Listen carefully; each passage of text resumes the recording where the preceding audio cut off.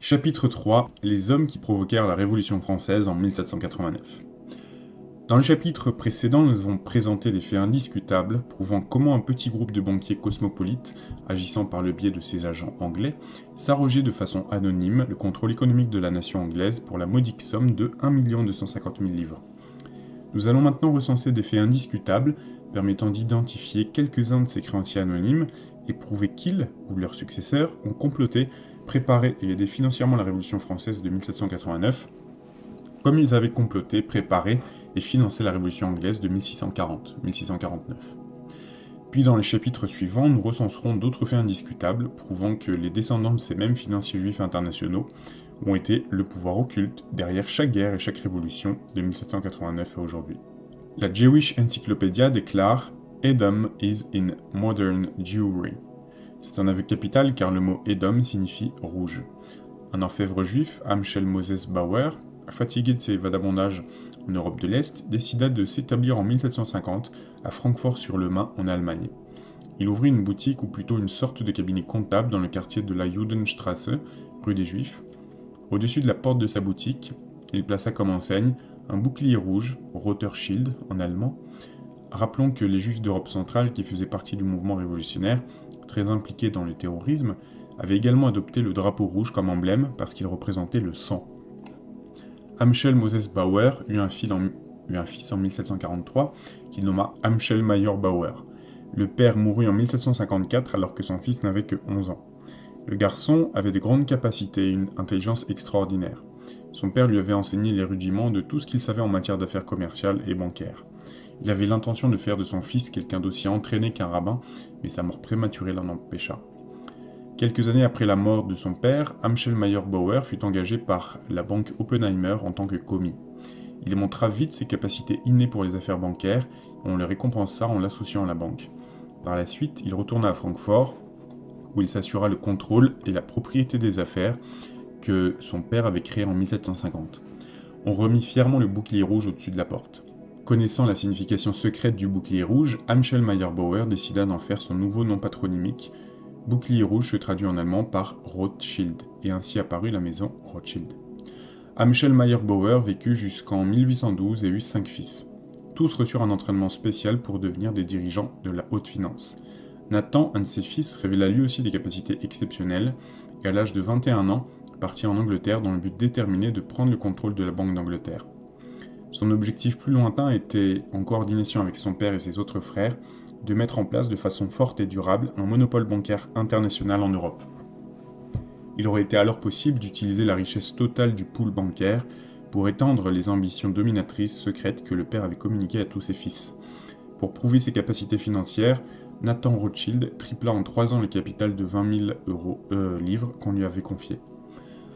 En étudiant le mouvement révolutionnaire mondial, on s'aperçoit que le drapeau rouge fut un symbole constant depuis la Révolution française pour toutes celles qui suivirent et partout dans le monde. Beaucoup plus significatif également que pour le fait suivant, lorsque Lénine, financé par les banquiers internationaux, renversa le gouvernement russe et établit la première dictature totalitaire en 1917, le drapeau était un drapeau rouge avec un marteau, une faucille et une étoile de Judée qui avait été imposée. En 1773, Mayer Rothschild, âgé de 30 ans seulement, invita une vingtaine d'autres hommes riches et influents à le rencontrer à Francfort. Son but était de les convaincre que s'ils acceptaient de grouper leurs ressources, ils pourraient alors financer et contrôler le mouvement révolutionnaire mondial, l'utiliser comme leur guide d'action et gagner le contrôle absolu des richesses, des ressources naturelles et du potentiel humain du monde entier. Rothschild révéla comment la révolution anglaise avait été organisée, mais il releva également les fautes et les erreurs qu'on avait commises. La période révolutionnaire avait été trop longue et l'élimination des réactionnaires n'avait pas été accomplie avec suffisamment de rapidité et de rigueur. Le règne de la terreur, prévu par lequel on devait réaliser rapidement l'asservissement des masses, n'avait pas été dirigé comme il fallait. Malgré toutes ces fautes, le but premier de la révolution avait été réalisé. Les banquiers qui avaient provoqué cette révolution contrôlaient l'économie nationale et avaient accru la dette nationale en intriguant pendant des années à l'échelle internationale, surtout pour prêter de l'argent destiné à financer guerres et rébellions. En basant ses arguments sur la logique et sur un raisonnement rigoureux, Mayer Rothschild fit remarquer que les résultats financiers obtenus à la suite de la Révolution anglaise n'étaient rien à côté des gains qu'on pouvait espérer après une révolution en France. L'accord conclu permettrait une unité dans le but et la réalisation de tout ce qu'il avait si soigneusement pensé, ainsi que de tout ce qu'il avait révisé du plan de révolution. Le projet serait appuyé par toute la puissance que pouvaient représenter les ressources mises en commun. Le contrat fut signé et Mayer Rothschild dévoila son plan révolutionnaire. Par des manipulations astucieuses de leurs richesses, il serait possible de créer des situations économiques tellement désastreuses que les populations, par le chômage, en seraient réduites à un état proche de la famine. Il serait facile ensuite de rendre responsable de ces désastres le roi, sa cour, les nobles, l'Église, les industriels et les employeurs, en utilisant une propagande bien réfléchie. Il faudrait rémunérer des propagandistes qui exacerberaient les sentiments de haine et de vengeance contre les classes dirigeantes, en présentant tous les cas vrais ou prétendus d'extravagance, de conduite licencieuse, d'injustice, d'oppression, de persécution. Ils inventeraient aussi des scandales pour salir la réputation de ceux qui, laissés à part, pourraient gêner leur plan d'ensemble. Petite parenthèse, qu'est-ce qu'il se passe actuellement avec les gilets jaunes? La plupart des gens s'en prennent au symbole du capitalisme, enfin, c'est-à-dire certains patrons, etc. Mais qui se tient tranquille en coulisses? Ceux qui tiennent la finance internationale. Est-ce qu'ils sont dérangés par quelqu'un, quiconque, quelque part? Non, par personne. À la suite de l'introduction générale et afin de susciter un accueil enthousiaste pour le complot qu'il voulait mettre en œuvre, Rothschild saisit un manuscrit et commença à lire un plan d'action soigneusement préparé.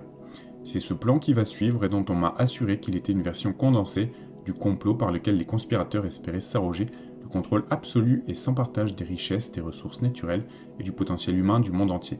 1. Le conférencier commença à révéler le complot en déclarant que, puisque la majorité des hommes avaient une inclination pour le mal plutôt que pour le bien, on pourrait obtenir les meilleurs résultats, dans le domaine du gouvernement, par l'usage de la violence et du terrorisme, et non par des discussions académiques. Le conférencier partit ensuite du raisonnement qu'au commencement, la société humaine avait été soumise à la force brutale et aveugle qui était devenue par la suite la loi. Il prétendit que la loi n'était que la force sous une forme travestie et conclut que, par les lois de la nature, le droit réside dans la force. 2. Il soutint que la liberté politique était une idée et non un fait, et déclara qu'afin d'usurper le pouvoir politique, tout ce qu'il était nécessaire d'accomplir, c'était de prêcher le libéralisme, de façon à ce que l'électorat à la recherche d'une idée accorde quelques-uns de ses pouvoirs et prérogatives que les conjurés annuleraient ensuite à leur profit. 3. Le conférencier assura que la puissance de l'or avait dépassé et usurpé celle des dirigeants libéraux, 1773. Il rappela à ses auditeurs qu'il y avait eu une époque où la foi régnait, mais il déclara qu'une fois la liberté substituée à la foi, le peuple ne saurait comment l'utiliser avec modération. Il prétendit qu'à cause de cela, il était logique d'imposer la réalisation de l'idée de liberté qui produirait la lutte des classes. Il leur fit remarquer qu'il n'était pas important pour le succès de son plan que les gouvernements établis fussent détruits par des ennemis intérieurs ou extérieurs, car le vainqueur devrait par nécessité s'assurer l'appui du capital, qui est entièrement entre nos mains. 4. Il prétendit que l'utilisation d'un seul ou de tous ces moyens pour atteindre le but final était justifiée. L'homme politique qui gouverne selon le code moral ne fait pas preuve d'habileté et se montre vulnérable, car il est dans une position instable sur son trône. Ceux qui souhaitent prendre le pouvoir doivent avoir recours à la ruse et à la mystification, parce que les grandes qualités nationales comme la sincérité et l'honnêteté sont des vices en politique. 5. Il assura « Notre droit réside dans notre force. Le mot droit est un concept abstrait qui ne prouve rien du tout. J'ai mis au point un nouveau droit, celui d'attaquer par le droit du plus fort et de faire éclater toutes les forces d'ordre et de réglementation, celui de reconstruire toutes les institutions existantes et devenir le seigneur souverain de tous ceux qui nous ont abandonné volontairement leurs droits et leurs pouvoirs par pur libéralisme. » 6. Il avertit ensuite ses auditeurs en ces termes : « La puissance de nos moyens doit rester invisible jusqu'au moment où elle aura acquis suffisamment de force pour qu'aucune ruse ou force ne puisse la détruire. » Il leur déclara alors que toute déviation de la ligne du plan stratégique qu'ils portaient à leur connaissance risquerait de faire échouer les travaux de tant de siècles. 7. Il recommanda ensuite l'utilisation de la psychologie des foules pour obtenir le contrôle des masses. Il partit du raisonnement que la force de la foule est aveugle, dénuée de sens, irraisonnée, et toujours à la merci d'une suggestion venant de n'importe quel parti. Seul un dirigeant despotique pourrait diriger efficacement une foule, parce que sans despotisme absolu, la civilisation ne peut exister. Elle est produite non par les masses, mais par leur guide, quelle que soit cette personne. Il prévint qu'au moment où la masse se saisirait de la véritable liberté, ça tournerait rapidement à l'anarchie. Entre parenthèses, c'est un petit peu le cas aujourd'hui en 2020. 8. Il recommanda l'emploi de l'alcool, de la drogue, de la corruption morale et de toutes sortes de vices que leurs agents devaient répandre pour corrompre la morale chez la jeunesse de toutes les nations. Il conseilla d'entraîner des agents spéciaux à certaines fonctions ou métiers, tuteurs, laquais, gouvernantes, employés. Les femmes de l'organisation séviraient dans les endroits de dispersion fréquentés par les goyim. Au nombre de ces derniers, je compte les soi-disant dames de société qui deviennent volontairement des éléments de corruption et de luxure. Nous ne devons pas nous arrêter à la corruption, aux tromperies, à la trahison, lorsqu'elle servirait à l'accomplissement de notre but. Fin de la citation. 9. Abordant la politique, il affirma qu'ils avaient le droit de conquérir la propriété par tous les moyens et sans hésitation, car il s'arrogeait ainsi la soumission et la souveraineté.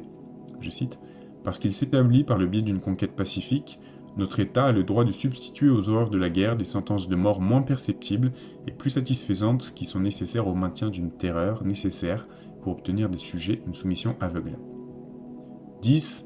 Traitant de l'usage des slogans, il dit « En des temps maintenant révolus, nous fîmes les premiers à inculquer aux masses les principes de liberté, d'égalité, de fraternité, mots répétés jusqu'à ce jour par de stupides perroquets, mots que les prétendus conseillers des goyim ne peuvent se représenter dans leur abstraction et dont ils ne peuvent saisir la contradiction dans leur signification et dans leur interrelation. Il rappela les mots qu'il faut amener aux oreilles des légions qui portent nos bannières avec enthousiasme. Il partit du raisonnement qu'il n'y a aucune place dans la nature pour l'égalité, la liberté ou la fraternité. Et il déclara « Nous avons établi l'aristocratie de l'argent sur les ruines de l'aristocratie naturelle et généalogique des goyim. L'essence de cette aristocratie, c'est la richesse qui dépend de nous. » Je vais relire cette phrase.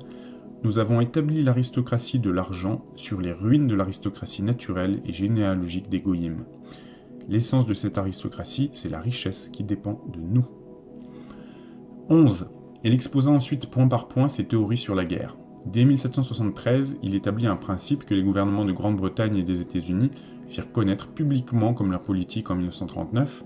Il faudrait faire la politique de ceux qui veulent les guerres pour diriger les conférences de paix de façon à ce qu'aucun des belligérants n'obtienne de gains territoriaux. Il dit aussi que les guerres seraient menées de telle façon que les nations impliquées des deux côtés verraient leur dette nationale augmenter de plus en plus sous l'influence de leurs agents. Puis l'administration. Il dit à ceux qui étaient présents qu'ils devaient se servir de leur richesse, je cite, pour choisir des candidats aux fonctions publiques qui seraient serviles et obéissants de façon à ce qu'ils puissent être rapidement utilisés par des hommes avertis et ingénieux à nos ordres comme des pions dans un jeu. Ces hommes seraient désignés par nos soins afin d'agir dans les coulisses des gouvernements en tant que conseillers officiels. Il ajouta « Les hommes que nous désignerons comme conseillers auront été élevés, éduqués et entraînés depuis l'enfance selon nos idées pour diriger les affaires du monde entier. » 13. Il s'occupa de la propagande et expliqua comment l'union de leurs richesses permettrait de contrôler l'information publique pendant qu'ils resteraient dans l'ombre et à l'abri de toute accusation. Sans considérer les conséquences de la publication d'écrits diffamatoires, calomniateurs ou bien mensongers, le conférencier déclara « Grâce à la presse, nous avons accaparé l'or, un or extrait d'océans de sang et de larmes. Mais il nous a rémunérés même si nous avons sacrifié beaucoup des nôtres. Chaque victime de notre camp vaut bien 1 millier de goyim. » Fin de la citation. 14. Il expliqua ensuite la nécessité, pour leurs agents, d'apparaître bien en évidence sur la scène lorsque la situation serait favorable et que les masses auraient été asservies aux besoins par la terreur. Il fit remarquer que lorsqu'il serait temps de rétablir l'ordre, il le ferait de telle façon que les victimes croiraient avoir été en but à des criminels et à des irresponsables. Je cite, « En exécutant les criminels et les fous après qu'ils aient mis en place notre règne voulu de la terreur, nous nous poserons en sauveurs des opprimés et en champions des travailleurs. » Le conférencier ajouta alors « Ce que nous voulons en fait, c'est le contraire, l'élimination des goyim. » 15. Il expliqua ensuite comment il pourrait fabriquer les dépressions industrielles et les paniques financières et comment il pourrait les utiliser pour qu'elles servent leur objectif. Le chômage et la faim seront imposés par la contrainte aux masses grâce au pouvoir que nous avons de créer des pénuries de nourriture. Nous accorderons au capital le droit de diriger beaucoup plus sûrement qu'il ne le fut accordé à la véritable aristocratie et par l'autorité légale des rois. Il déclara que, grâce au contrôle de la foule par leurs agents, il leur serait possible de l'utiliser pour balayer tous ceux qui oseraient se mettre en travers de leur chemin. 16. On discuta ensuite amplement de l'infiltration de la franc-maçonnerie continentale. Le conférencier déclara que leur objectif serait de profiter des facilités et du secret qu'offrait la franc-maçonnerie. Il fit remarquer qu'ils pourraient organiser leur propre loge du Grand Orient dans la franc-maçonnerie bleue afin de répandre leurs activités révolutionnaires et camoufler la nature véritable de leur entreprise sous le manteau de la philanthropie. Il déclara que tous les membres initiés dans leur loge du Grand Orient seraient utilisés à des fins de prosélytisme pour répandre leur idéologie matérialiste et athée parmi les goïms.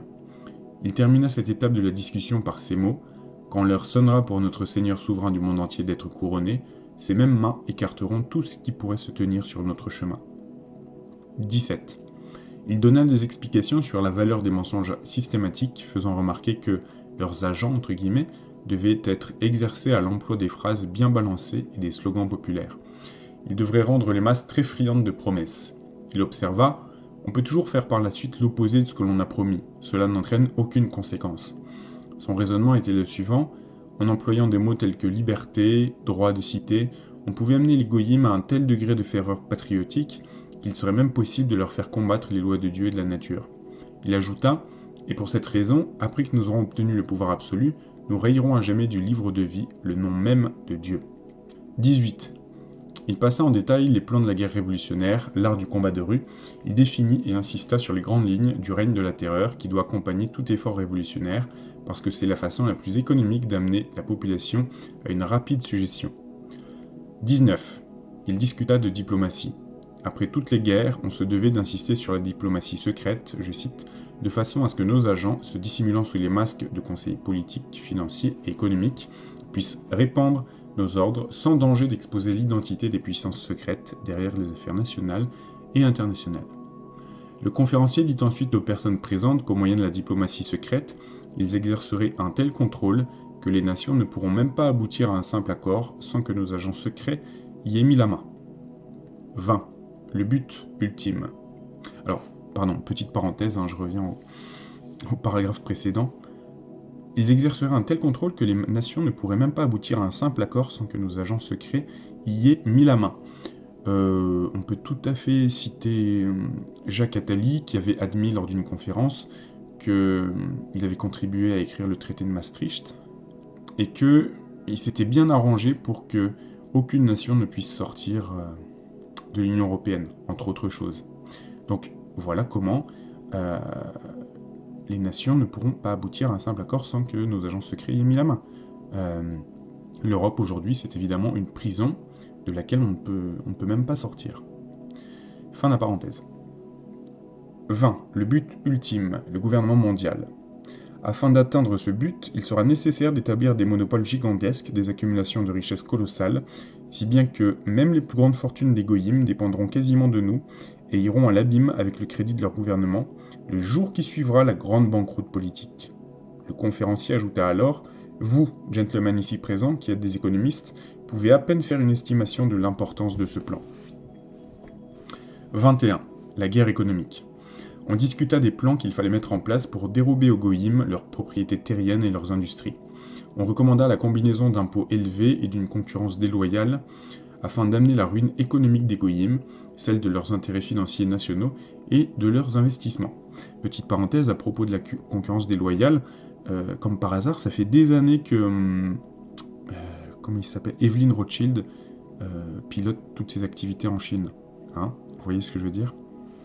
Dans le domaine international, il leur faudrait fixer eux-mêmes dès que possible les cours des marchés, ce qui serait réalisable rapidement grâce à un contrôle minutieux des matières premières, à l'agitation entretenue parmi les travailleurs en vue de la diminution des heures de travail et d'une paye plus élevée, et aussi grâce à l'affaiblissement des concurrents. Donc, petite parenthèse, ce qu'il était en train de dire en 1958, c'est que le fait de diminuer les heures de travail et d'avoir une paie plus élevée contribuerait à casser en fait notre compétitivité. Ça a été bien l'objectif des 35 heures à la fin des années 90. C'est clairement ce que ça a fait. Ça nous a rendus encore plus pauvres. C'est dingue. Il disait ça 40 ans avant, quoi. Le conférencier avertit ses conspirateurs associés qu'ils devraient s'occuper de ces matières et contrôler la situation pour que, je cite, les augmentations de salaire obtenues par les travailleurs ne leur soient en rien profitables. 22. Les armements. on suggéra de lancer la fabrication d'armements pour que les goïms s'entre-détruisent à une échelle colossale et que finalement, il n'y ait plus dans le monde que les masses prolétaires et quelques millionnaires tous dévoués à notre cause, ainsi qu'une police et des soldats en nombre suffisant pour assurer la protection de nos intérêts. 23. Le nouvel ordre du monde. Les membres du gouvernement mondial seraient nominés par le dictateur qui choisirait ces hommes parmi les scientifiques, les économistes, les financiers, les industriels et aussi parmi les millionnaires, car en fin de compte, tout sera réglé en termes de chiffres. 24. L'importance de la jeunesse. On fit remarquer fortement l'importance qu'il y avait à capter l'intérêt de la jeunesse. Nos agents s'infiltreront dans toutes les classes, à tous les niveaux de la société et du gouvernement, dans le but de duper, d'hébéter et de corrompre la jeunesse de la société en lui enseignant, nous le savons, de fausses théories et de faux principes. 25. Les lois nationales et internationales ne devraient pas être remplacées, mais utilisées telles quelles pour détruire la civilisation des goïms, simplement en les entortillant dans des contradictions d'interprétation telles que la loi sera d'abord maquillée, puis ensuite complètement cachée. Notre but ultime est de substituer l'arbitrage à la loi. Le conférencier dit alors à ses auditeurs : « Vous pouvez penser que les goïms se précipiteront sur nous avec des armes, mais à l'ouest, nous avons prévu face à cette éventualité une organisation pratiquant une terreur si épouvantable que même les cœurs les plus vigoureux trembleront. L'underground, les réseaux occultes, le monde souterrain, tout cela sera installé dans les capitales et les villes de tous les pays avant que ce danger ne menace. » L'emploi du mot « ouest » est d'une grande signification. Il montre bien que Rothschild s'adressait à des hommes du mouvement révolutionnaire international qui avait démarré dans la zone de colonisation de l'Est.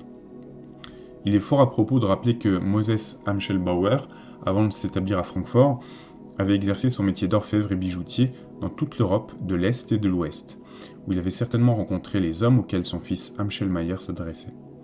Tout cela se passait après que le simple prêteur d'argent fût devenu banquier, après l'établissement de la maison Rothschild dans la Judenstrasse, où l'on dit que la réunion dont nous venons de parler se serait tenue en 1773. Comme nous pouvons le constater, le plan primitif de la conspiration se termina au point où nous sommes arrivés ci-dessus. Je me suis assuré personnellement que les documents tombés dans les mains du professeur S. Nilus en 1901 et qu'il publia sous le titre The Jewish Peril, le péril juif, en 1905 en Russie, étaient une amélioration du complot primitif. Il n'y apparaît aucun changement dans la première section, mais des additions nombreuses révèlent comment les conspirateurs ont utilisé le darwinisme, le marxisme et même le nietzschéisme. Plus important encore, les documents découverts en 1901 révèlent comment on devait utiliser le sionisme. Et nous devons nous rappeler que le sionisme ne fut organisé qu'en 1897. Nous traiterons ce sujet dans un chapitre suivant où nous expliquons l'intrigue qui a abouti à l'abdication du roi Édouard VIII. La traduction que fit Mr. Victor Marsden du Jewish Peril fut publiée en 1921 par la Britain's Publishing Society de Londres sous le titre The Protocols of the Learned Elders of Zayat, les protocoles des sages de Sion. Le livre est controversé et il paraît logique de dire que la découverte de ce dernier document confirme l'existence du précédent. On a changé très peu de choses, mais on a ajouté des matériaux considérables dus probablement au développement rapide de la conspiration internationale. Le seul point sur lequel il semble y avoir matière à désaccord concerne les titres choisis par le professeur Nilus et M. Marsden pour leurs éditions. M. Marsden déclare avec certitude que le contenu de son livre traite des protocoles des réunions des sages de Sion, alors qu'il apparaîtrait que ce n'était qu'un complot présenté à des changeurs d'argent, des orfèvres, des industriels, des économistes, par Amschelmayer Rothschild, prêteur d'argent puis banquier. Une fois que l'on aurait attisé l'esprit de révolte contre l'autorité constituée dans les cœurs et dans la mentalité des masses, l'élan révolutionnaire en cours serait concrétisé sous l'impulsion d'un règne de la terreur programmé. Le règne de la terreur serait conçu par les dirigeants des Illuminati juifs. À leur tour, ils infiltreraient leurs agents dans la franc-maçonnerie française que l'on venait d'organiser et y établiraient les loges du Grand Orient de façon à pouvoir les utiliser en underground révolutionnaire et en tant qu'instrument de diffusion du matérialisme historique, dialectique et athée. Rothschild termina son discours en faisant remarquer que, si l'on prenait suffisamment de précautions, leur lien avec le mouvement révolutionnaire ne serait jamais connu. Nous pouvons alors poser la question suivante: comment peut-on arriver à prouver que ces réunions secrètes eurent bien lieu? Et si elles eurent bien lieu, comment pouvons-nous apporter la preuve des sujets qui y furent traités? La réponse est simple. Il a été possible de connaître ce complot diabolique grâce à un acte de Dieu. En 1785, un courrier à cheval galopait à bride abattue en direction de Paris et transportait des informations détaillées sur le mouvement révolutionnaire mondial en général et des instructions à propos de la Révolution française programmée en particulier. Les instructions provenaient des Illuminati juifs d'Allemagne et étaient adressées aux grands maîtres du Grand Orient de France. Les loges du Grand Orient avaient été fondées en tant qu'underground révolutionnaire par le duc d'Orléans après que Mirabeau l'eut initié comme grand maître de la franc-maçonnerie française chez les Illuminati juifs à Francfort. La foudre frappa le courrier tandis qu'il galopait du côté de Ratisbonne et le tua. Les documents qu'il transportait tombèrent entre les mains de la police qui les adressa au gouvernement bavarois. Un relevé des événements historiques, établi selon l'ordre chronologique, indique la liaison de la maison Rothschild avec les Illuminati juifs à Francfort et des Illuminati à l'intérieur de la franc-maçonnerie française du Grand Orient. Nous le démontrerons.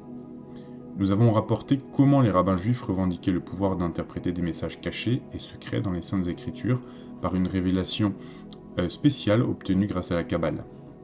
Il aurait été insignifiant de revendiquer de tels pouvoirs, à moins qu'ils aient eu une organisation ou un instrument à leur dévotion, dont la fonction était de mettre à l'exécution l'inspiration qu'ils prétendaient avoir reçue.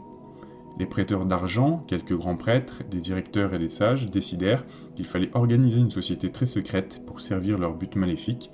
Ils l'appelèrent l'Ordre des Illuminati. Le mot Illuminati provient du mot Lucifer qui signifie porteur de la lumière ou être d'un extraordinaire éclat. En conséquence, la synagogue de Satan organisa les Illuminati afin de mettre à exécution les inspirations que Lucifer donnait aux grands prêtres pendant l'accomplissement de leur rite kabbalistique. Ainsi, le Christ avait entièrement raison lorsqu'il disait d'eux qu'ils étaient de la synagogue de Satan. Le Conseil suprême des Illuminati juifs comprenait 13 membres. Ils étaient et sont encore le corps exécutif du Conseil des 33.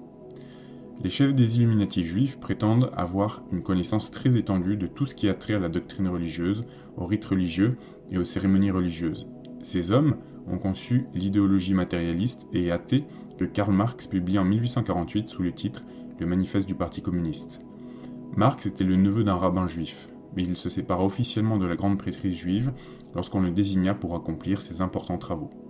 Une fois de plus, on appliqua le principe de la société anonyme. Si le Suprême Conseil se composait de 13 membres, c'était surtout pour rappeler aux membres leur unique devoir, détruire la religion fondée par le Christ et ses 12 apôtres. Afin de garantir le secret et de prévenir la possibilité d'une trahison comme celle de Judas, chaque homme initié chez les Illuminati devait prêter un serment d'obéissance illimitée au chef du Conseil des 33 et reconnaître qu'il n'existait aucun mortel au-dessus de lui.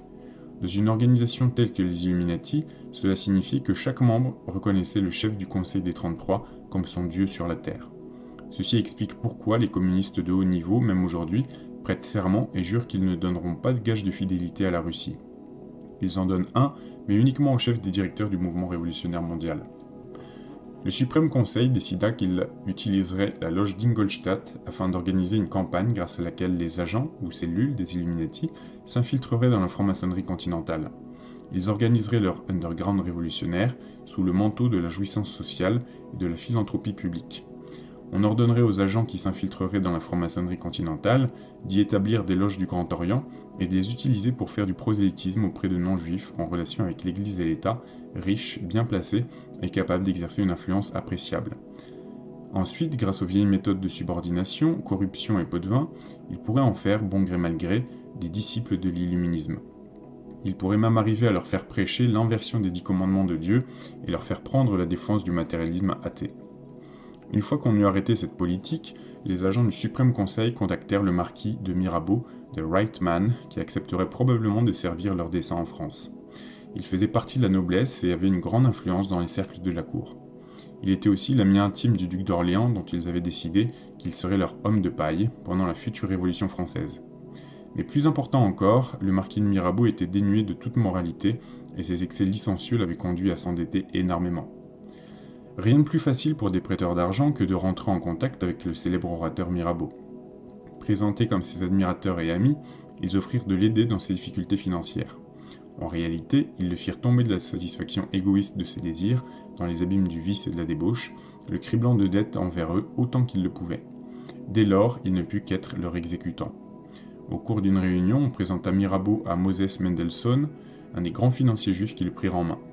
Mendelssohn présenta alors Mirabeau à une femme, célèbre pour sa beauté et son charme, mais d'une moralité sans scrupules. Cette affolante personne était mariée à un certain monsieur Hertz, mais pour un homme comme Mirabeau, le fait qu'elle fût déjà mariée la rendait encore plus désirable. Très vite, elle passa plus de temps avec Mirabeau qu'avec son mari. Profondément endetté envers Mendelssohn, étroitement pris au piège par Madame Hertz, Mirabeau était tout à fait réduit à l'impuissance. Il avait avalé l'hameçon et la ligne avec. Comme de bons pêcheurs, ils jouèrent doucement avec lui pendant quelque temps. Car s'ils exerçaient une trop forte pression, le fil pouvait casser et leur poison s'échapperait. Leur dessein était de le faire initier à l'illuminisme. Il jura le secret et une obéissance illimitée sous peine de mort. Puis on l'amena dans des situations compromettantes qui furent mystérieusement rendues publiques. Cette méthode de destruction de la personnalité d'un homme fut davantage connue sous le nom de pratique de l'infamie. À cause des scandales et du dénigrement organisé, Mirabeau se retrouva frappé d'ostracisme par ses pairs. Sa rancune déboucha sur un désir de vengeance et il embrassa ainsi la cause révolutionnaire. La fonction de Mirabeau était de persuader le duc d'Orléans de prendre la direction du mouvement révolutionnaire en France. Il était sous-entendu que, lorsqu'on aurait obligé le roi à abdiquer, celui-ci deviendrait le chef des institutions démocratiques en France. Bien entendu, jamais les conspirateurs ne laissèrent entendre à Mirabeau et au duc d'Orléans que leur intention était d'assassiner le roi, la reine ainsi que des milliers de nobles. Ils leur firent simplement croire que le but de la Révolution était de libérer la politique et la religion du despotisme et de la superstition. Un autre facteur incita le pouvoir occulte à décider que le duc d'Orléans serait leur homme de paille. Il était grand maître de la franc-maçonnerie française. Adam Weishaupt, qui reçut le consigne d'adapter le rituel et les rites de l'illuminisme au rituel de l'initiation dans la franc-maçonnerie du Grand Orient, vivait aussi à Francfort en Allemagne. Mirabeau présenta le duc d'Orléans et son ami Talleyrand à Weishaupt, qui les initia au secret de la franc-maçonnerie du Grand Orient. Fin 1773, Philippe, duc d'Orléans, avait introduit le rituel du Grand Orient dans la franc-maçonnerie française. En 1788, il y avait en France plus de 2000 loges affiliées à la franc-maçonnerie du Grand Orient et le nombre d'adeptes dépassait les 100 000. Ainsi, les Illuminati juifs, grâce à Moses Mendelssohn et à Weishaupt, s'étaient introduits dans la franc-maçonnerie continentale sous le paravent des loges du Grand Orient. Ils organisèrent ensuite des comités révolutionnaires secrets à l'intérieur des loges. Les directeurs de l'underground révolutionnaire étaient donc présents dans toute la France. Une fois qu'il eut réussi, par l'intermédiaire de son ami le duc d'Orléans, à fusionner la franc-maçonnerie bleue ou nationale avec le rite du Grand Orient de France, Mirabeau abandonna son ami dans le même chemin de perdition qui l'avait conduit à se faire rejeter par ses pairs. En 4 ans, le duc d'Orléans fut tellement endetté qu'on le persuada de s'engager dans les trafics illégaux pour essayer de rentrer dans ses fonds. Bizarrement, ses aventures semblèrent aller de mal en pis et il perdit de plus en plus d'argent. En 1780, il devait 800 000 livres. Une fois de plus, les banquiers se présentèrent, offrirent de le conseiller dans ses transactions commerciales et lui proposèrent une aide financière. Ils le manœuvrèrent très habilement jusqu'à lui faire signer pour ses emprunts et à leur profit des garanties, une véritable hypothèque sur son palais, ses domaines, sa demeure et le palais royal. Le duc d'Orléans signa un contrat par lequel il autorisait ses financiers juifs à gérer ses propriétés et ses domaines de façon à lui procurer des revenus suffisants pour honorer ses obligations financières et à lui laisser un revenu régulier et confortable. Le duc d'Orléans n'avait jamais été très doué pour les questions financières. À ses yeux, le contrat qu'il avait signé avec ses banquiers juifs lui apparut comme un échange financier bien fondé. Il lui avait offert de gérer ses affaires et de transformer une sombre faillite en un grand succès financier. Que pouvait-il espérer de plus ? Il n'avait suspecté aucune manœuvre frauduleuse puisqu'il s'était innocemment vendu corps et âme aux agents du démon. Mais il l'avait fait et il était véritablement sous leur influence. Les puissances secrètes qui dirigeaient la Révolution française désignèrent Coderlo de Laclos pour la gestion du palais royal et des domaines du duc d'Orléans. Nous pensons que de Laclos était un juif d'origine espagnole. Lorsqu'il fut nommé gérant du palais royal, il était déjà le célèbre auteur des Liaisons dangereuses et autres ouvrages pornographiques. Il prit publiquement la défense de son immoralité sans bornes en déclarant qu'il étudiait la politique de l'amour sous ses aspects les plus variés du fait de son amour de la politique. Il importe peu de savoir qui était Coderlo de Laclos. C'est ce qu'il fit qui a de l'importance. Ce personnage fit du palais royal la plus vaste et la plus malfamée des demeures du royaume. Il y institua toutes sortes de divertissements et des spectacles impudiques et licencieux, des galeries de tableaux obscènes, des bibliothèques pornographiques, et mit sur scène des pièces, entre guillemets, dont l'unique objet était la dépravation sexuelle sous sa forme la plus bestiale. Les hommes et les femmes qui souhaitaient se laisser aller à n'importe quelle forme de débauche n'avaient que l'embarras du choix. Le palais royal devint le centre à partir duquel on conçut et on répandit les mots d'ordre de la campagne pour la destruction systématique de la foi religieuse et de la moralité publique française. Tout cela mit en place le principe kabbalistique qui stipule que le meilleur révolutionnaire est un jeune dénué de toute morale. Un juif de Palerme, Cagliostro alias Joseph Balsamo, s'était associé à Delaclos. Il transforma une des propriétés du duc en imprimerie, publia des brochures révolutionnaires et organisa une équipe de spécialistes de la propagande révolutionnaire. En plus de la littérature, ils organisèrent des concerts, des pièces de théâtre et des débats destinés à en appeler aux plus bas instincts de la nature humaine et à favoriser la cause de la Révolution. Balsamo organisa également les nids d'espions qui permirent au pouvoir occulte d'exécuter sa stratégie de l'infamie pour l'assassinat mental systématique. Les hommes et les femmes qui étaient attirés dans la toile tissée par Delaclos et Balsamo devaient exécuter leurs ordres s'ils ne voulaient pas qu'on exerçât un chantage sur eux.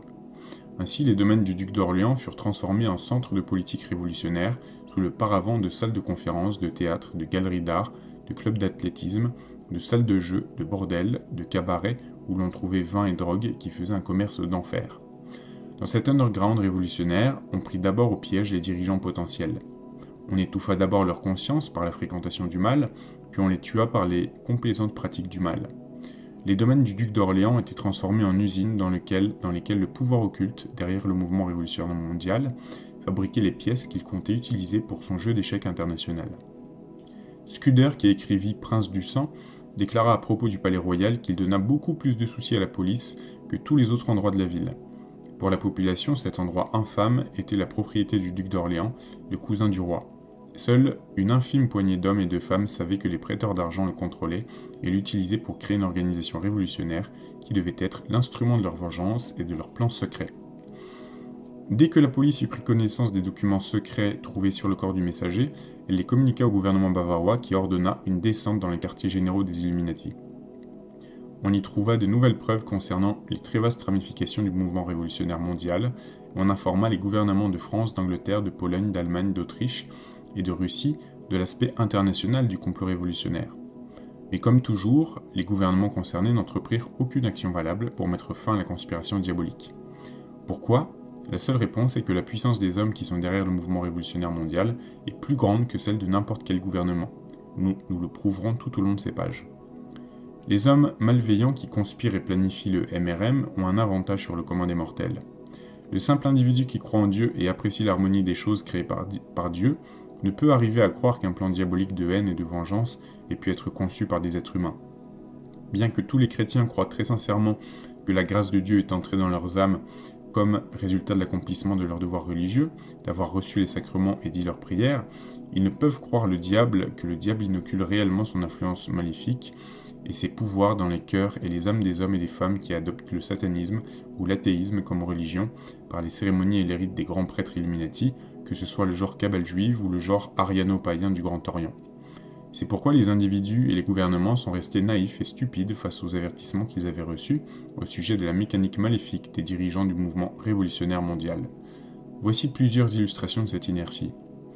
On sait que les différents gouvernements n'avaient pas réagi à l'information que leur avait communiquée la police bavaroise en 1785.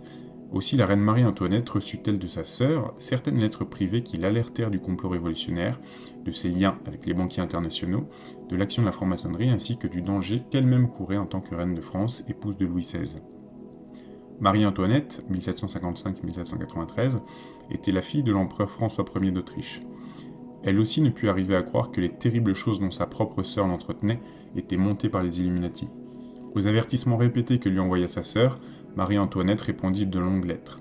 Aux affirmations de sa sœur lui expliquant qu'on avait des preuves que les Illuminati, agissant sous le couvert d'une franc-maçonnerie philanthropique, avaient l'intention de détruire l'Église et l'État en France, Marie-Antoinette répondit « Je crois qu'en ce qui concerne la France, vous vous inquiétez beaucoup trop de la franc-maçonnerie. Elle est loin d'avoir l'importance qu'elle peut avoir partout ailleurs en Europe. » L'histoire se chargea de lui prouver combien elle avait tort. Parce qu'elle refusa de prêter attention aux avertissements répétés de sa sœur, elle et son mari moururent sous la guillotine. Entre 1917 et 1919, le gouvernement britannique entra en possession de quantités de renseignements concernant les banquiers internationaux qui niaient à cette époque le pouvoir occulte derrière le MRM. L'information fut officiellement présentée par des officiers des renseignements britanniques et des renseignements américains, puis confirmée par M. Oudendijk et Sir M. Findlay. M. Oudendijk était l'ambassadeur des Pays-Bas à Saint-Pétersbourg. Il veillait sur les intérêts britanniques après que la foule eut démoli l'ambassade de Grande-Bretagne et tué le commandant Ewen Cromie. Nous traitons en détail de cet aspect du MRM dans les chapitres suivants sur la Russie. La majorité des étudiants en histoire croient que Marie-Antoinette était une femme qui adopta l'esprit de la cour de France et en appréciait les réjouissances. On reconnaît généralement qu'elle était impliquée dans de nombreuses affaires galantes avec les proches amis de son époux et qu'elle donnait libre cours à des extravagances inconsidérées. C'est le portrait que firent d'elle Balsamo et ses propagandistes. Ils avaient concocté un scandale du type l'infamie, ce qui leur permit de faire exiger par la foule la vie de la reine. Mais leur version de la conduite de Marie-Antoinette n'est qu'un ramassis de mensonges. Les historiens l'ont prouvé. La force morale avec laquelle elle supporta les souffrances que lui infligèrent ses ennemis, la dignité avec laquelle elle accepta son sort, et la résignation et le courage avec lesquels elle offrit sa vie sur l'échafaud, ne peuvent être les caractéristiques d'une femme débauchée. Afin de salir Marie-Antoinette, Weishaupt et Mendelssohn montèrent l'affaire du collier de diamants. À l'époque, les ressources financières de la France étaient à leur niveau le plus bas, et le gouvernement français priait les rois de l'argent internationaux de lui accorder un peu plus de crédit. Un agent secret des super-conspirateurs fit réaliser un fabuleux collier de diamants par les bijoutiers de la cour. L'ordre d'exécution pour ce collier, dont on estimait la valeur à 250 000 de livres, fut donné au nom de la reine. Lorsque les bijoutiers de la cour apportèrent le collier de diamants à la reine en vue de son approbation, elle refusa en déclarant qu'elle n'avait rien demandé. Elle se défendit d'avoir commandé ce collier. Mais comme les conjurés l'avaient prévu, les nouvelles sur ce collier fabuleux se répandirent. Balsamo mit en œuvre sa machine à propagande, et Marie-Antoinette fut submergée de critiques et salie. Sa réputation fut traînée dans la boue par une campagne de rumeurs, en fait d'assassinat mental. Et comme à l'accoutumée, on ne put jamais repérer les calomniateurs. Après cette campagne, Balsamo produisit son chef-d'œuvre. Ses presses imprimèrent des milliers et des milliers de brochures, affirmant qu'un amant secret de la reine avait envoyé le collier en hommage à ses faveurs royales. Mais les individus qui dirigeaient l'infamie inventèrent des calomnies encore plus diaboliques à propos de la reine et les firent circuler. Ils écrivirent une lettre au cardinal prince de Rohan en imitant la signature de la reine. On lui demandait de la rencontrer au palais royal vers minuit afin d'aborder l'affaire du collier de diamants. On engagea une prostituée du palais royal qui prit les apparences de la reine, et le cardinal fut impliqué. On se hâta de rapporter l'épisode dans les journaux et les pamphlets, et l'on fit circuler des insinuations infectes impliquant deux des plus grands personnages de l'Église et de l'État. L'histoire nous apprend que le collier de diamants, après avoir servi aux répugnants des saints, fut envoyé en Angleterre et démonté. Un juif nommé Eliasson aurait conservé la majorité des diamants de prix utilisés lors de sa fabrication. Madame Queensborough, auteure de Occult Theocracy, réussit à apporter quelques preuves sur les liens entre les prêteurs d'argent juifs anglais et le complot qui conduisit à la Révolution française. Alors qu'elle faisait des recherches, elle lut un ouvrage écrit par l'israélite Bernard Lazare sur l'antisémitisme.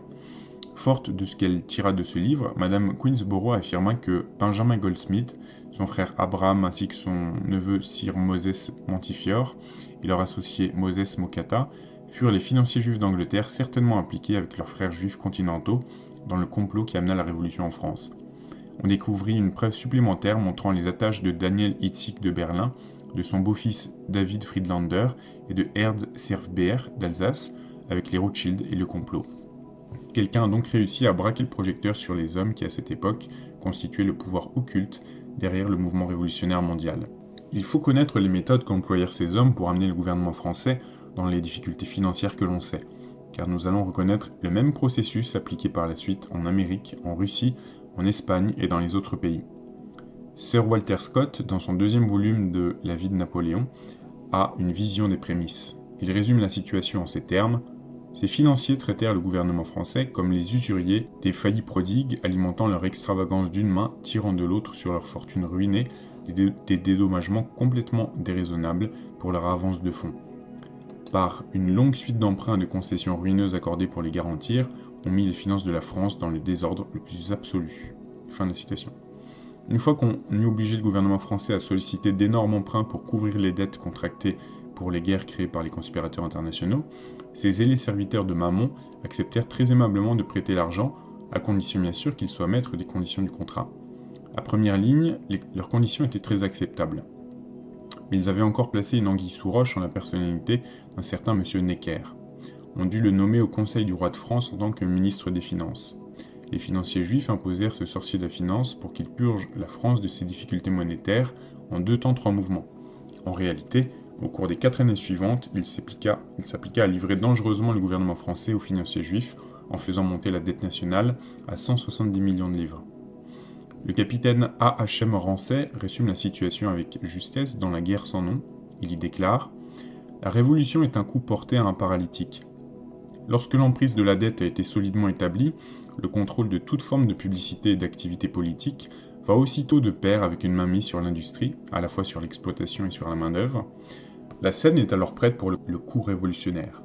L'emprise de la main droite, la finance, produit la paralysie pendant que la main gauche, la révolution, tient le poignard et donne le coup fatal. La corruption morale facilite tout le processus.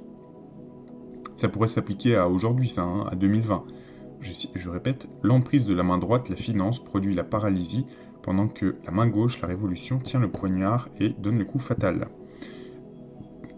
D'un côté, on a la crise des gilets jaunes et de l'autre, la crise financière mondiale qui pointe son nez. Pendant que les feuilles de propagande de Balsamo pestaient contre les hauts représentants de l'Église et de l'État, les agents spéciaux des Illuminati formaient les hommes que l'on utiliserait comme responsables du règne de la terreur qui accompagne chaque fois les coups révolutionnaires. Parmi ces hommes, on trouvait Robespierre, Danton et Marat.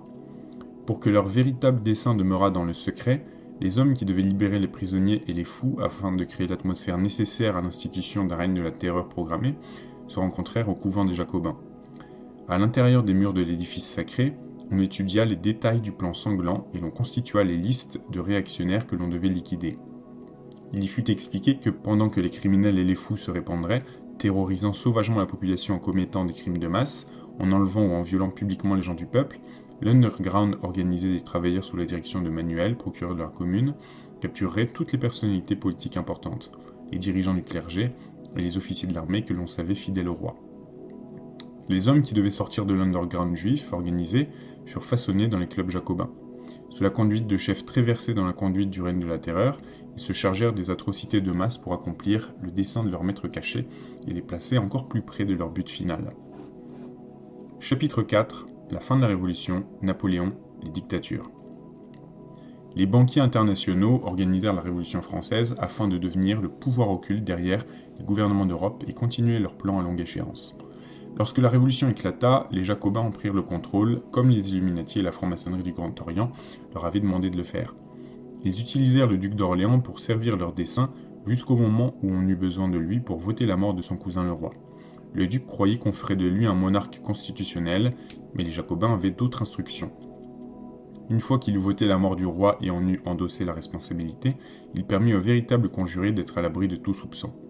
Alors le pouvoir occulte derrière la Révolution donna des ordres pour qu'on l'exécutât, en tirant le plus grand parti possible de leur propagande et de l'infamie. En un temps incroyablement court, il se retrouva sur le chemin de la guillotine. Dans la charrette de la mort qui roulait sur les pavés, il entendit le peuple l'insulter et le maudire. Mirabeau se repentit lorsqu'il réalisa le danger que représentait le terrible instrument de vengeance à la Constitution auquel il avait participé.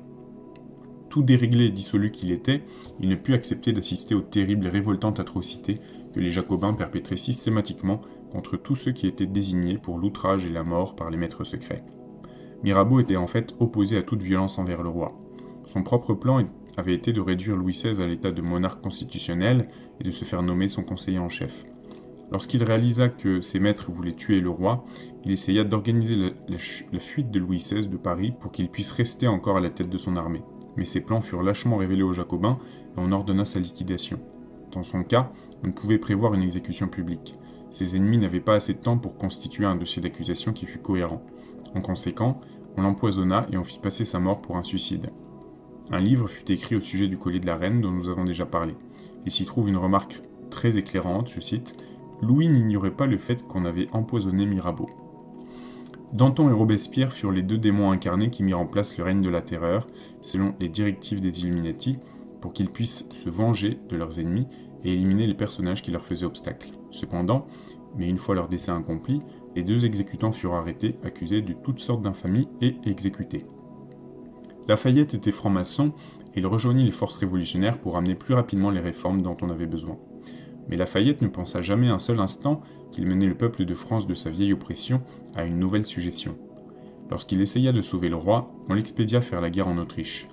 Depuis la Révolution française de 1789 jusqu'aux révolutions d'aujourd'hui, le pouvoir occulte qui se trouve derrière toutes ces révoltes a utilisé beaucoup de ducs d'Orléans, de Mirabeau et de Lafayette. Malgré leurs noms et leurs fonctions différentes, ils ont toujours joué des rôles semblables. réduit à la stricte utilité de ceux qui tiraient les ficelles, notamment pour organiser les révolutions et liquider ensuite. On s'est toujours arrangé pour camoufler leur mort sous un monceau de crimes qui étaient en fait imputables au pouvoir occulte. Sir Walter Scott comprit beaucoup de choses quant à la façon de procéder du pouvoir occulte derrière la Révolution française. Tout lecteur de sa vie de Napoléon saisira que l'auteur pensait avoir détecté l'origine juive des complots. Sir Walter Scott fait remarquer que les véritables personnages clés de la Révolution étaient pour la plupart des étrangers. Il observa qu'ils employaient des termes typiquement juifs tels que directeur ou ancien, égale sage, dans leur besogne, et fit remarquer que Manuel fut nommé procureur de la commune d'une façon quelque peu mystérieuse. Sir Walter déclare que cet homme fut responsable de l'arrestation et de la détention dans toutes les prisons de France des victimes des journées sanglantes et préméditées de septembre 1792. Pendant ces massacres, on assassina 8000 personnes uniquement dans les prisons de Paris. Sir Walter nota aussi que la communauté de Paris, le Conseil général de Paris, devint le Sanhédrin des Jacobins qui demandait du sang et encore du sang. Scott raconte que jusqu'à ce qu'ils eurent accompli leur tâche, Robespierre, Danton et Marat occupaient de hautes fonctions dans la synagogue des Jacobins. Ma forte conviction m'incline à penser que ce fut Manuel qui provoqua l'attaque contre le roi Louis XVI et Marie-Antoinette et les conduisit finalement à la guillotine. Manuel reçut un soutien très important d'un homme nommé David, qui en tant que membre dirigeant du comité de salut public, fut le juge des nombreuses victimes de Manuel. La voix de David exigeait toujours le sang et la mort. Sir Walter rapporte que David, avant de commencer son travail quotidien, avait coutume de citer la phrase des couteliers « aiguisons jusqu'à ce que ça devienne rouge ». C'est David qui introduisit le culte de l'être suprême. Le rituel païen était une mascarade kabbalistique qui remplaça tout signe externe de dévotion. Scott mentionne également que Coderlo de Laclos, qui était panseton d'origine espagnole, fut le directeur du palais royal et jouera un rôle diabolique dans l'explosion de la Révolution. Autre chose d'importance, après qu'on eut décrété l'élimination de Robespierre, 2 hommes, Rebelle et Goïr, devinrent les directeurs du Conseil des Anciens. Avec 3 autres compagnons, ils furent momentanément les véritables gouvernants de la France. Ces 5 hommes auxquels nous faisons allusion composaient le Directoire. Or, fait remarquable, la vie de Napoléon de Sir Walter Scott, qui dévoile tant de faits, tant de vérités, est pratiquement inconnue. Nous devons ici mentionner la vie de Robespierre de Géronier, qui était écrite comme si l'auteur avait eu accès à quelques-uns des secrets. Du 27 avril au 28 juillet 1794, lorsque Robespierre fut mis en minorité, la terreur arriva à son paroxysme. Jamais il ne fut question de dictature d'un seul homme, encore moins de Robespierre, quelques 20 hommes partageaient le pouvoir, et encore. Le 28 juillet, Robespierre fit un long discours devant la Convention, une philippique contre les ultra-terroristes. Il y émit des accusations vagues et générales. On raconte que Robespierre aurait dit « Je ne puis les nommer maintenant et en cet endroit, ni déchirer entièrement le voile qui recouvre ce profond mystère d'iniquité, mais je puis affirmer avec certitude que, parmi les auteurs de ce complot, il y a les agents de ce système de corruption et de scandale, le moyen le plus puissant parmi tous ceux inventés par les étrangers pour la ruine de la République. Je veux dire les apôtres impurs de l'athéisme et de l'immoralité qui est sans fondement. » Fin de la citation. Monsieur Renier ajouta « S'il, Robespierre, n'avait pas prononcé ces mots, il aurait encore pu triompher. » Robespierre en avait beaucoup trop dit. On lui tira délibérément un coup de feu dans la mâchoire afin de le réduire au silence et de pouvoir le traîner jusqu'à la guillotine le lendemain. On s'occupa de la même façon d'un autre franc-maçon qui en savait beaucoup trop. Lorsque nous passerons en revue les événements qui ont conduit aux révolutions russes et espagnoles, nous montrerons que le groupe révolutionnaire occulte des Illuminati à l'intérieur des loges du Grand Orient de la franc-maçonnerie continentale était l'instrument des hommes qui constituaient le pouvoir occulte derrière le mouvement révolutionnaire mondial. On accusa publiquement des milliers d'individus et on jeta le discrédit sur de nombreuses organisations uniquement parce que les dirigeants secrets avaient le pouvoir de les accuser de leurs crimes et de dissimuler ainsi leur propre identité. Peu nombreuses sont les personnes qui savent aujourd'hui que Robespierre, Marat et Danton n'étaient que les instruments qu'utilisèrent les 13 directeurs des Illuminati, ingénieurs et techniciens de la Grande Révolution française. Ce furent les hommes qui étaient dans les coulisses qui mirent au point le mécanisme de la terreur comme moyen de satisfaire leur désir de vengeance. Pendant la terreur, ils pouvaient retirer les obstacles humains qui les gênaient. Les hommes qui dirigeaient la Révolution française décidèrent alors de s'engager dans l'intrigue internationale. Toujours soucieux d'accroître leur puissance politique et économique, Ansel Mayer Rothschild ouvrit une succursale à Londres que dirigea son fils Nathan, spécialement formé à cela. Son intention était de renforcer, plus solidement que jamais, les liens entre les hommes qui contrôlaient la Banque d'Angleterre et ceux qui contrôlaient les banques de France, d'Allemagne et de Hollande. Nathan entreprit ce travail important à l'âge de 21 ans, il tripla sa fortune. Les banquiers décidèrent alors d'utiliser Napoléon comme l'instrument de leur volonté. Ils organisèrent les guerres napoléoniennes pour détrôner plusieurs têtes couronnées d'Europe. En 1804, après avoir occupé l'Europe, Napoléon se proclama empereur. Il nomma son frère Joseph, roi de Naples, Louis, roi de Hollande et Jérôme, roi de Westphalie. Au même moment, Nathan Rothschild s'arrangeait pour que ses 4 frères deviennent les rois de la finance en Europe. Ils étaient le pouvoir occulte derrière les trônes récemment établis. Les prêteurs d'argent internationaux transportèrent alors leurs quartiers généraux en Suisse. Ils convinrent entre eux que, dans leurs intérêts et pour leur sécurité, la Suisse serait toujours neutre lors des différents conflits. Dans leurs quartiers généraux suisses à Genève, ils organisèrent tous les trusts et cartels à l'échelle internationale. Ils manigancèrent les choses de telle façon que, peu importe les combattants, les vainqueurs ou les perdants, les membres du cartel des prêteurs d'argent internationaux gagnaient de plus en plus d'argent. Ce groupe d'hommes obtint rapidement le contrôle des fabriques de munitions, de l'industrie de construction navale, de l'industrie minière, des usines chimiques, des dépôts de fournitures pharmaceutiques, des aciéries, etc. Le seul ennui, c'était que Napoléon devenait de plus en plus égoïste et eut même la témérité de les dénoncer publiquement. Dès lors, son destin était scellé. Ce ne furent pas le temps ni le froid qui transformèrent sa victorieuse invasion de la Russie en une des plus tragiques défaites militaires que le monde ait jamais connues. Le manque de munitions et de fournitures dont ses armées manquaient cruellement était dû au sabotage de ses lignes de communication. La stratégie secrète qui fit employer pour infliger une défaite à Napoléon et l'obliger à abdiquer servit de modèle à toutes les actions révolutionnaires depuis cette époque. C'était très simple. Les dirigeants du mouvement révolutionnaire plaçaient leurs agents occultes en des endroits clés dans les services de ravitaillement, de communication, de transport et de renseignement des forces armées qu'ils voulaient renverser. En sabotant les ravitaillements, en interceptant les ordres, en délivrant des messages contradictoires, en immobilisant ou en déroutant des convois, et par un travail de contre-espionnage, les dirigeants révolutionnaires avaient découvert la possibilité de créer un plus grand chaos dans l'organisation militaire la plus efficace, que ce soit sur terre, sur mer ou dans l'air. 10 cellules placées secrètement en des endroits clés valent 10 000 hommes sur le terrain. Les méthodes que l'on employa pour détruire Napoléon au début du XIXe siècle furent également utilisées pour amener la défaite des années russes en guerre contre le Japon en 1904. Ce fut la même chose en 1917 lorsque les armées russes se mutinèrent, et de même en 1918 dans la marine et dans l'armée allemande. La véritable raison pour laquelle les généraux allemands demandèrent, et on leur accorda, un armistice en novembre 1918 fut l'infiltration communiste à des postes clés. On utilisa les mêmes méthodes pour détruire l'efficacité de l'armée de terre, de la marine et de l'aviation espagnole en 1936. On utilisa les mêmes tactiques pour amener la défaite d'Hitler après ses avancées victorieuses en Russie pendant la Deuxième Guerre mondiale. Ainsi, l'histoire se répète parce que les mêmes puissances emploient chaque fois les mêmes méthodes. Je répète cette phrase. Ainsi, l'histoire se répète parce que les mêmes puissances emploient chaque fois les mêmes méthodes. Mais le plus important, c'est que les descendants des hommes qui amenèrent la chute de Napoléon amenèrent à la défaite des forces nationalistes chinoises en 1945. Aujourd'hui encore, ce noyautage continue. On donna des ordres mystérieux et des millions de dollars d'armes et de munitions furent largués dans l'océan Indien alors qu'elles étaient destinées à Chiang Kai-shek.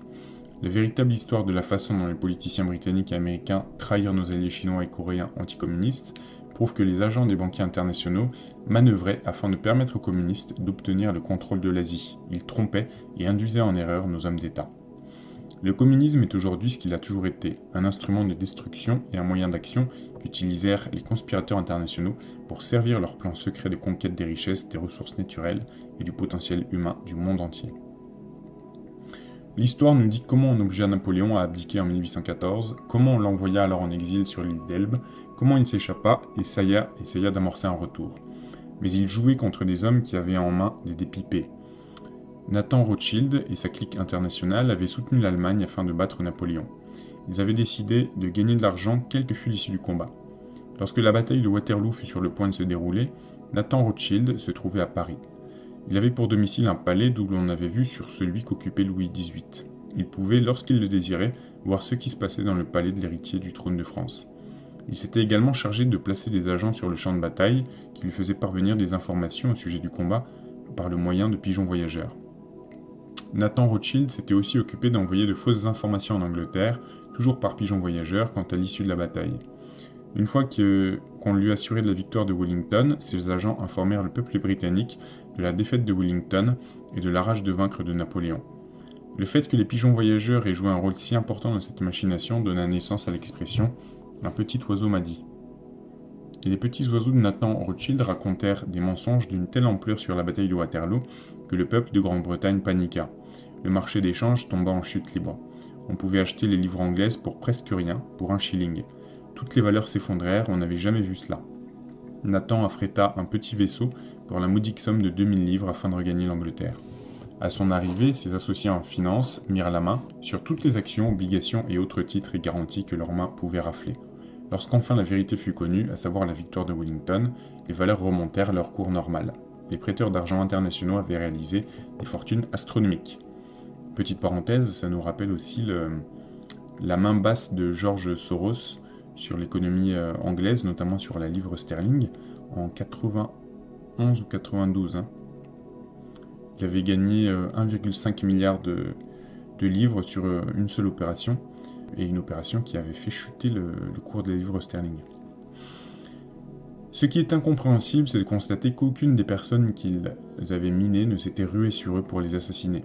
En témoignage de joie et de gratitude envers le prestigieux fait d'armes de Wellington et de Blücher, les Rothschild prêtèrent 18 millions à l'Angleterre et 5 millions à la Prusse de cet argent mal acquis en réparation des dommages de guerre. Lorsque Nathan Rothschild mourut en 1836, il s'était arrogé le contrôle de la Banque d'Angleterre et de la dette nationale, qui après ce gigantesque assassinat financier de 1815, s'élevait à 885 millions de livres. Il est peu probable qu'un franc-maçon sur un millier sache la véritable histoire de la façon dont les chefs des Illuminati du Grand Orient ont infiltré leurs agents dans la franc-maçonnerie continentale. Les faits mentionnés étaient vrais. Les grands maîtres de la franc-maçonnerie anglaise avaient prévenu leurs frères maçons de n'avoir aucune relation avec les francs-maçons du Grand Orient ou de s'affilier à eux en aucune sorte, car les Illuminati révolutionnaires s'étaient établis dans la franc-maçonnerie continentale. Le pape Pie IX dénonça publiquement le communisme et renouvela aux catholiques l'interdiction de s'affilier à la franc-maçonnerie. Afin de convaincre le lecteur qui pourrait avoir encore des doutes en ce qui concerne le rôle joué par la franc-maçonnerie dans la Révolution française, nous citerons quelques phrases d'un débat qui eut lieu sur ce sujet à la Chambre des députés en 1904 en France. Le marquis de Rosambeau, après avoir exposé quelques faits destinés à prouver que la franc-maçonnerie était l'auteur de la Révolution française, déclara « Nous sommes donc parfaitement d'accord sur ce point que la franc-maçonnerie était le seul auteur de la Révolution, et les applaudissements que je recueille de la gauche, et auxquels je suis peu habitué, prouvent, messieurs, que vous reconnaissez avec moi qu'elle a fait la Révolution française. » Fin de la citation. À cette déclaration, M. Jumel, un franc-maçon notoire du Grand Orient, répondit « Nous faisons plus que de le reconnaître, nous le proclamons. Nous tirons ces faits du convent du Grand Orient de 1923, page 403. Les Illuminati contrôlent indubitablement la franc-maçonnerie. » Vous pouvez trouver cette source notamment sur Gallica, ce document du convent du Grand Orient de 1923. En 1923, lors d'un grand banquet auquel assistaient des personnalités éminentes des affaires internationales, dont quelques-unes étaient liées à la Société des Nations, le président du Grand Orient leva ce toast « À la République française, fille de la franc-maçonnerie française. À la République universelle de demain, fille de la franc-maçonnerie universelle. » Nous allons faire une brève recension des événements historiques prouvant que les francs-maçons du Grand Orient ont contrôlé la politique française de 1923 jusqu'à maintenant. La plus grande victoire remportée par les banquiers internationaux, après que leurs agents aient agi en tant que conseillers des dirigeants politiques qui conçurent et finalement ratifièrent l'infâme traité de Versailles, fut d'avoir placé en 1924 M. Herriot au pouvoir en France. Toute décision politique dictée par les chefs de la franc-maçonnerie du Grand Orient en 1923 était appliquée par le gouvernement Herriot en l'espace d'une année ou un peu plus. 1. En janvier 1923, les LGO, Loge du Grand Orient, décrétèrent la suppression de l'ambassade au Vatican. Le Parlement français mit cet ordre à exécution le 24 octobre 1924. En 1923, les LGO exigèrent le triomphe de l'idée de laïcité. C'est le principe primordial, essentiel à l'établissement de l'idéologie du Grand Orient dans un État athée. Herriot fit une déclaration ministérielle publique en faveur de cette politique le 17 juin 1924. 3. Le 31 janvier 1923, les LGO exigèrent une amnistie générale pour les personnes condamnées et les traîtres. De nombreux dirigeants communistes éminents devaient en bénéficier, et parmi eux, Marty, qui devint célèbre par la suite en organisant les brigades internationales qui combattirent aux côtés des communistes en Espagne en 1936-1939. La Chambre des députés vota l'amnistie le 15 juillet 1924 et lâcha ainsi dans une société sans défiance un certain nombre de gangsters internationaux qui avaient pour maître le Conseil suprême de la franc-maçonnerie du Grand Orient, les Illuminati. 4. En octobre 1922, les LGO avaient lancé une campagne afin de populariser l'idée que on devait engager des relations diplomatiques avec le gouvernement soviétique établi à Moscou. Ce mouvement ne serait pas allé très loin s'il n'y avait pas eu l'élection de M. Herriot. Cette amitié envers la campagne pro-soviétique démarra en France lorsque le bulletin officiel de la Grande Loge de France publia un article sur le sujet dans son numéro d'octobre 1922 à la page 286. Herriot établit des relations politiques avec les dirigeants révolutionnaires communistes le 28 octobre 1924. Les mêmes forces maléfiques poussent aujourd'hui à la reconnaissance de la Chine rouge. Un des dirigeants du Grand Orient était à cette époque Léon Blum. Il devait être l'instrument politique prêt à accomplir les ordres de ses chefs. Des membres de haut rang des loges militaires d'Espagne, qui s'en séparèrent par la suite après avoir découvert que les dirigeants du MRM les utilisaient comme de simples marionnettes, révélèrent que tout franc-maçon du Grand Orient devait prêter un serment d'obéissance illimitée aux dirigeants du Conseil des 33 et ne reconnaître aucun être humain au-dessus de lui. Un tel serment, prêté par un athée déclaré, signifiait littéralement qu'il reconnaissait l'État comme au-dessus de toute chose et le chef de l'État comme son Dieu. On trouve de nombreuses précisions sur l'intrigue menée par le Grand Orient en France et en Espagne de 1923 à 1939 dans l'ouvrage ayant pour titre La Reine espagnole, écrit par William Foss et Cécile Gérati et publié par le Right Book Club de Londres en 1939. Mais pour justifier la continuité de la conspiration des banquiers internationaux, il est nécessaire de dévoiler quelques faits plus que révélateurs. Léon Blum naquit à Paris en 1872 de parents juifs. On le remarqua pour le rôle qu'il joua dans l'affaire Dreyfus et on l'élit Premier ministre en juin 1936. Il occupa ce poste jusqu'en juin 1937. Il fut réélu en mars et le resta jusqu'en avril 1937. Ses partisans le firent revenir dans la politique comme vice-premier ministre de juin 1937 jusqu'à janvier 1938. On utilise de nos jours Mendes France de la même façon. Pendant toute cette époque, la tâche de Léon Blum fut de modeler la politique gouvernementale française de façon à ce qu'elle soutînt les plans du dirigeant du MRM vis-à-vis de l'Espagne. Pour jeter la suspicion sur leurs ennemis, les conspirateurs firent ressortir que Franco et ses militaires avaient machiné et comploté les événements qui conduisirent à la guerre civile d'Espagne. Il est maintenant prouvé que Staline et ses experts en révolution du Comintern étaient les conspirateurs qui avaient exécuté les plans du pouvoir occulte derrière le MRM. Ils avaient prévu de recommencer ce qu'ils avaient accompli lors de la Révolution française de 1789 et de la Révolution russe de 1917. Dès 1929, M. Gustave publie dans son journal La Victoire la vérité sur Léon Blum et ses associés. Ils avaient le courage de désigner le parti collectiviste des Léon Blum comme la deuxième succursale de la franc-maçonnerie. Ce parti n'est pas seulement anti-religieux, c'est le parti de la lutte des classes et de la révolution sociale. Léon Blum mit à exécution les plans des dirigeants du MRM visant à ravitailler les loyalistes espagnols en armes, en munitions et en finances. Il contribuait à garder les Pyrénées ouvertes mais suivait une politique partiale de non-intervention, qui s'adressait uniquement aux nationalistes des forces de Franco. Nous en apporterons des preuves dans les chapitres traitant de la Révolution en Espagne, et nous établirons irréfutablement que les loges du Grand Orient espagnol et françaises étaient le moyen de communication entre les directeurs du MRM et leurs agents à Moscou, Madrid et Vienne. Le lecteur pourrait penser que nous accordons beaucoup trop d'importance à l'influence de la franc-maçonnerie du Grand Orient dans les affaires internationales. A.G. Michel, auteur de La dictature de la franc-maçonnerie sur la France, produisit nombre de preuves établissant que le Grand Orient de France avait décrété en 1924 de faire de la Société des Nations un outil international de la franc-maçonnerie.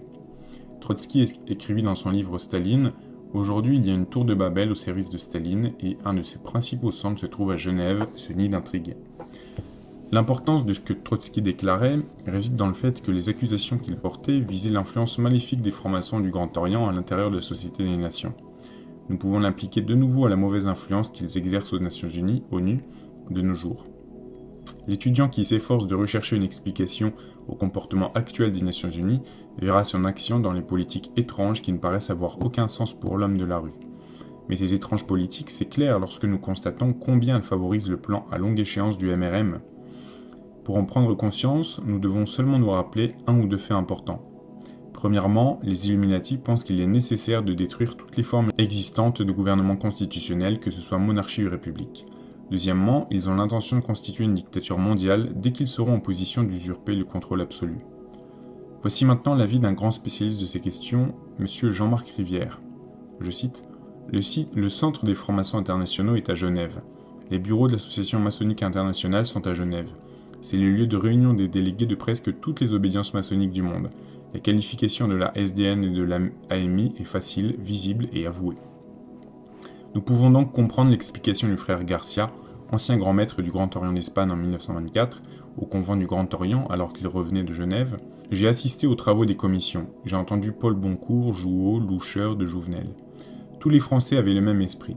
À côté de moi, il y avait les représentants de la franc-maçonnerie américaine qui se demandaient: sommes-nous dans une assemblée laïque ou dans un convent maçonnique? Le frère Joseph Avenal est le secrétaire général de la Société des Nations. Souvenons-nous bien que les Illuminati internationaux avaient choisi Genève en tant que quartier général presque un siècle avant le fait rapporté ci-dessus. Ils avaient fait de la Suisse, en accord avec leur politique, une nation neutre à l'écart de tous les conflits internationaux, afin de disposer d'un endroit où ils pourraient se rencontrer et instruire leurs agents qui exécutaient leurs ordres et leurs politiques secrètes.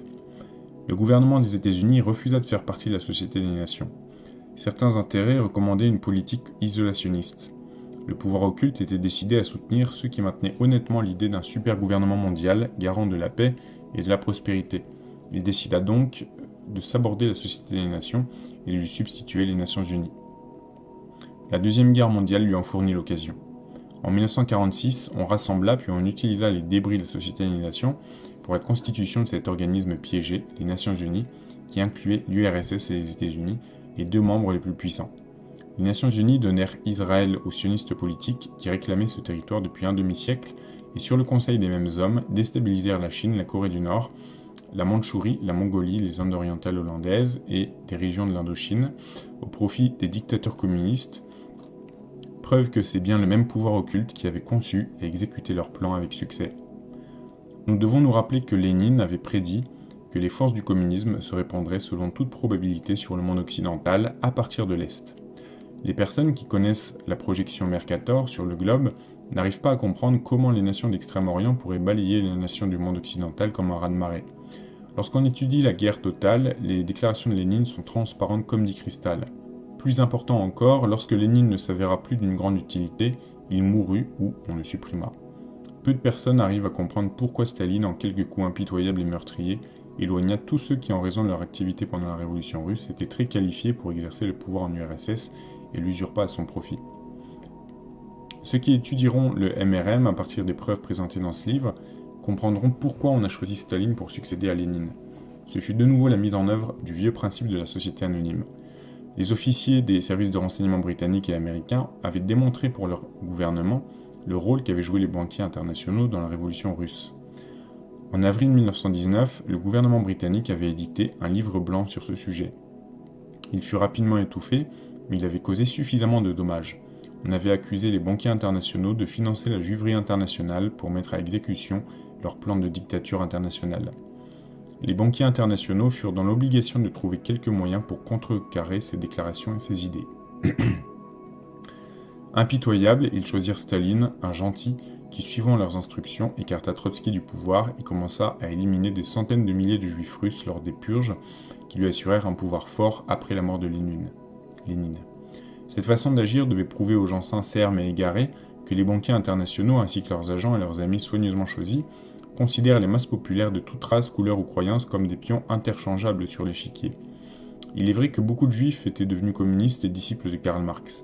Ces juifs travaillèrent et combattirent pour mettre en pratique les théories que Karl Marx avait publiées en faveur d'une internationale des républiques socialistes soviétiques. Mais comme beaucoup de gentils, on les trompa. À l'époque où Staline était solidement implanté à Moscou en tant qu'agent principal des banquiers internationaux, il était difficile de trouver encore en vie des membres des premières et deuxièmes internationales. La façon dont les super conspirateurs utilisèrent les francs-maçons du Grand Orient et les firent éliminer ensuite, dès qu'ils eurent accompli leur dessein, est une autre illustration du caractère impitoyable de ces hommes qui ont pour unique dieu Satan. Ainsi, le seul intérêt des banquiers internationaux est d'accaparer pour leur compte de leurs petits groupes très sélectionnés le contrôle absolu et incontesté des richesses, des ressources naturelles et du potentiel humain du monde entier. Nous allons continuer à fournir des faits irréfutables à ce sujet. Leur seule honnêteté, c'est évidemment de croire qu'ils sont tellement supérieurs, intelligents par rapport au reste de l'humanité, qu'ils sont plus aptes que tout autre à diriger les affaires du monde. Ils sont convaincus qu'ils peuvent produire un plan de gouvernement mondial meilleur que le plan de Dieu. Pour cette raison, ils ont décidé en dernier lieu d'extirper des cerveaux toute connaissance de Dieu et de ses commandements et de leur substituer leur propre nouvel ordre, théorie selon laquelle l'État étant souverain en toute chose, le dirigeant de l'État ne peut être en conséquence que le Dieu tout-puissant sur cette terre. La tentative de déification de Staline est l'illustration de cette affirmation. Une fois que tous les hommes seront convaincus de cette grande vérité, ils réaliseront qu'on a utilisé et qu'on utilise encore les hommes de toute race, couleur et croyance comme des pions sur un échiquier. Voilà, c'est la fin de cette partie. La prochaine fois, nous aborderons le chapitre 5, la Révolution américaine.